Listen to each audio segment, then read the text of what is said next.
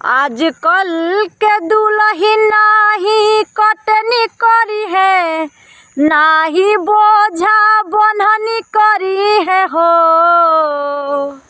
आजकल के दुल्हन नाही कटनी करी है, नाही बोझा बंधनी करी है हो।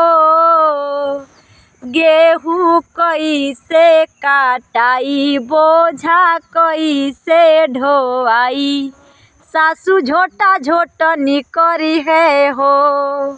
गेहूँ कैसे काटाई, बोझा कैसे ढोआई, सासू झोटा झोटनी करी है हो।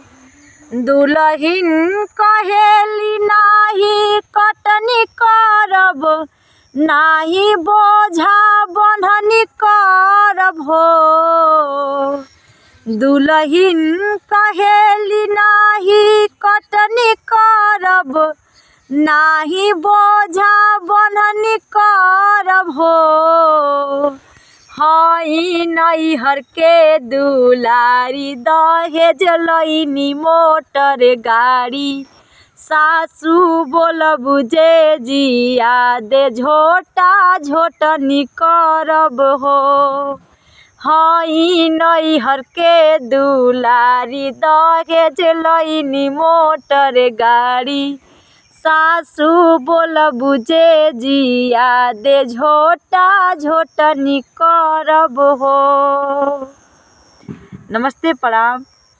हम लोग गायिका पूनम कुशवाहा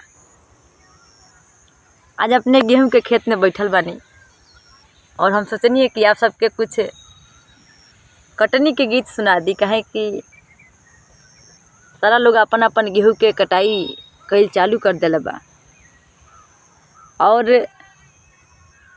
आप सभी के आशीर्वाद से अगर ये गीत अच्छा लागल होके तो आप सब शेयर करें जा।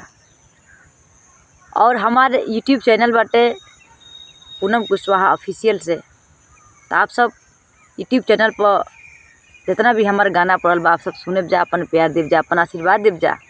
और पहले के और जितना भी गाना हम गौले बा निकाल के भी हमारे गाना एगो रिलीज हुई बा, बहुत ही सुंदर दीवाना म्यूजिक फिल्म्स के माध्यम से। आप सब वो गाना की सुनी जा, प्रमोशन करी जा, अपन प्यार दी जा, अपन आशीर्वाद हमारा ऊपर बनाई जा। और ये कटनी के गीत कैसन लागल आप सबके, आप सब जरूर बताएब जा, कमेंट के माध्यम से बताएब जा कि गीत कैसन लागल, ताकि हम ये तरह के गीत गा सकीले कि ना गा सकीले। और अच्छा लगी तो आप सब बताएब जा, तो हम ये तरह के गीत और ही आप सबके बीच में गावे के कोशिश करब और हमेशा आप सबके बीच में ऐसे गीत हमने के लेके आएब जा।